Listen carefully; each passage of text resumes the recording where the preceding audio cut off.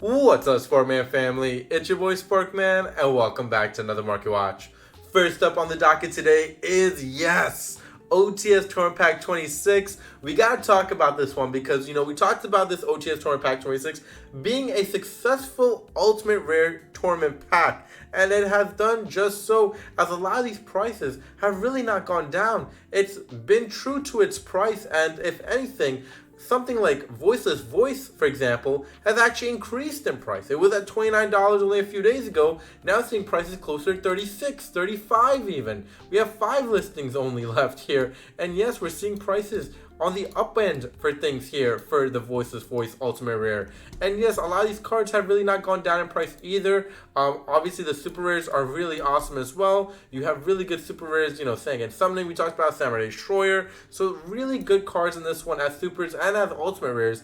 And I continue to say it that, Konami is actually going in the right direction with a lot of these things that they're creating. And we talked about the OTS pack even a few weeks ago not being that great. Well, they came out OTS Tournament Pack 26, and we were stunned of what we were able to see as reveals, and I have been impressed. And that's why we talked really great about this one being, one of the better OTS Tournament Pack 26, and it's shown just that here in the market as well. So good things are heading this way for, both Konami, Yu-Gi-Oh!, the community, and the market for these OTS Tournament Pack 26. So cracking these open now actually might be worthwhile these days.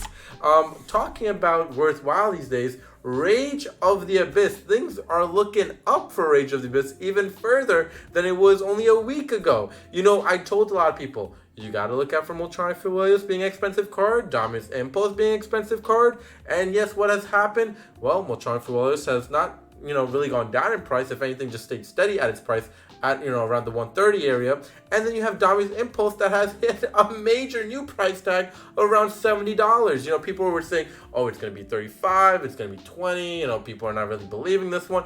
I believed in it. I told you it was going to be great. I told you to invest in this card. And what has happened? It has increased big time and increased ever so much into the 70, getting close to $80 market price. So be aware of that as well. You see the big jump in price tag, right? $40. It was low at October 5th. 20 days now has passed and we are above almost $80 on this one. So pretty wild to say that. 38 listings on this one. Obviously, with that being said, I expect this one, the quarter century secret with 4 listings left. Keep that in mind, everybody. I expect this one to be really high in price. I actually expect this one to hit around 230, 240 by when it's all said and done by the end of this week. I wouldn't be surprised at heading there, especially with, again, the secret being at 70. You would only expect the quarter century secret to actually be even further up in price, almost matching or getting close to the area. Not saying it will be here around 300, but it should be a little bit more than what this price tag is currently holding at 173. I know market price is 190. I think it should hold around 220, 225 when it's all said and done by the end of this week. One thing I want to note is that Ultimate Dragon Pride and Soul has been going up in price. We talk about the exclusive cards in these sets that, for example, nothing really lived into the hype of Dragon Master Magia or Magia, however you want to call it. But with that being said, nothing really, measuring up to that. But this one has been going up in price. This one's around $53. Now it's around $80. So really amazing stuff there. A lot of these cards, Magician of Bonds, something like that. You have Unity. I think I'm saying it right. Those types of cards, though might not see the price tag right now, I think if we look, 5 years from now, I think the price tag for those cards will be very high up there, especially if those are very limited cards that are made for that rarity and only that rarity, never reprinted again, or hasn't been reprinted in a while and anything else. I think those cards would actually hold value. However, we've talked about it. Magia is just one of those cards I just don't see it happening. I see it being reprinted for the sense of that, yes, we're getting the new structure deck and people are going to need that card. So I just don't see Konami really, dangling that card and being like, yeah, you got to pay $1,100 for this one. If anything, they're going to put it in another set to, market that set to make it more valuable in that sense. So again, yes, Konami does care about the collection market to a sense, but they also know that they have to finagle that a little bit and also, finagle in their, favor as well. So that way they can make some money because obviously they don't see the market value and the market price for their favor when they're selling these things such as Magia. They don't make the $1,100. They're just selling the cards as is. So now it's time for them to finagle and make some money off of it. So that's why we always talk about, yes, exclusive cards are really nice. It depends on how it is, depends on how much it is, if Konami will touch it. And I do believe Konami will be touching that card every so often. So just be aware of that. I do think cards like Ultimate Dragon Prime Soul, the Magician Bonds and Unity, those types of cards I don't really think Konami cares too much about unless it goes crazy one day. But with that being said, those are the types of cards I just don't see them touching right now. But Magia, it's at $1,100, everybody. I would consider starting to move those types of things. Once a card reaches that level or that type of peak, I just wouldn't hold on to it personally. That's just my personal opinion. Obviously, there are, exceptions to that, but Magia is just, to me, that's not the exception there. SP Little Knight still maintaining the $40 value. Blue Eyes has actually gone down. Wanted has actually stayed level or at least gone up from where it was once at week 1. Personally, as I've seen it, really increase from what was at $13, now $22. Bonfire has increased. Diabell Star has actually stayed steady around $18. Emblema Oath is something we covered a week ago that it was around $11, now above a $19 market price. Insane. Again, low listings. When we talk about low listings, the usually comparable thing is that the market price will increase for a card, so that's starting to happen. Chaos Angel has ever increased. Truidia has actually increased. Primera has increased. I'm probably saying this name wrong, so I do apologize for that. Bishop Spader is actually staying steady, which is surprising. I expect that one to go up as well. Typhoon, I expect in time to go up unless it gets reprinted again. I know we just got Raigeki as a Course in Secret Rare for one of the new Bonanza cards, so be aware of that. Probably being a card that probably won't be up there that much in price, but still the alternate art looks really nice. Harpy's Feather Duster staying steady. Some of these cards I do expect it to go up over time, especially since some of these artworks are really nice, like the alternate artworks especially, but we'll see what happens, right? We'll see what happens. Something we also got to talk about is, of course, Infinite Forbidden. Of course, the Molcharmi card in this set is going on price. It's actually really crazy to see a lot of these Molcharmi cards increasing in price.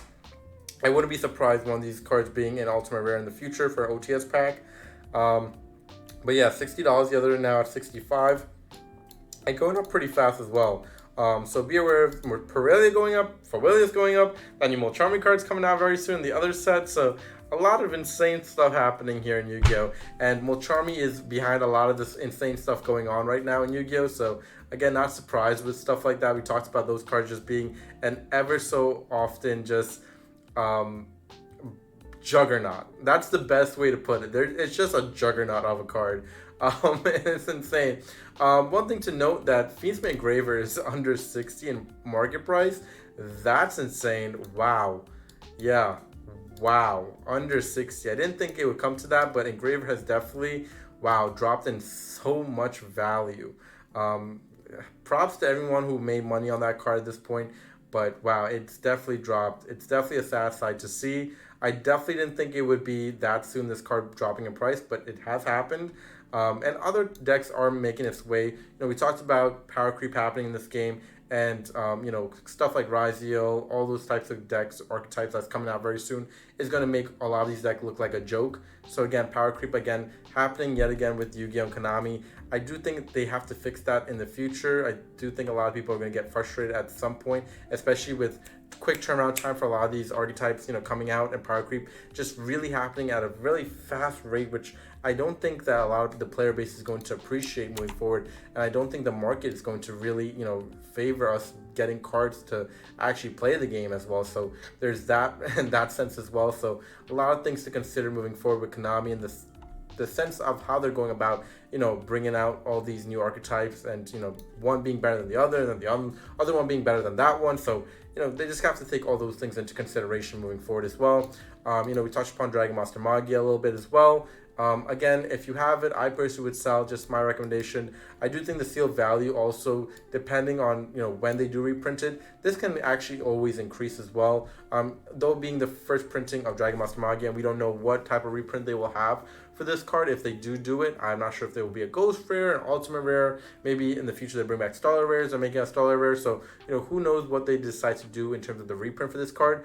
Personally, I do think that it probably will be an Ultimate Rare or a Ghost Rare personally. That's just my opinion, but again, we'll see what happens in the future. They're probably trying to market that card, so we'll see what happens. This set in general is a really cool set. I will say Eternal Revenge did have a lot of really great cards in this one. I would say a lot of underrated cards in this one as well, as we see a lot of cards like Blaze, for example, going up in its price tag.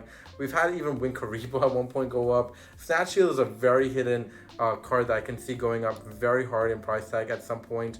We talked about Orcus Harp Horror being insane price these days as well. So I mean, there's a lot of things that are actually going right in this department for this set, and I could see this price tag actually going above 100 easily at some point in the next few weeks. So just be aware that if you have this sealed, and if you do want to sell it at some point, or if you want to keep it sealed and buy into it, now might be the best time, because I really don't see this one actually decreasing with a lot of the great cards that's in this one as QCRs in general, as a card in general in this set. So we'll see what happens. Again, let me know what you think in the comment section down below about Terminal Revenge. What do you think about the market right now? What do you think about power creep? What do you think about all these things affecting the market? And can you even play the game with such high price tags of cards these days? Let me know in the comment section down below. I want to hear your opinion, your thoughts. But yeah, from yours truly, it's Sparkman. We'll catch you next one. Please subscribe and comment, and peace out, YouTube.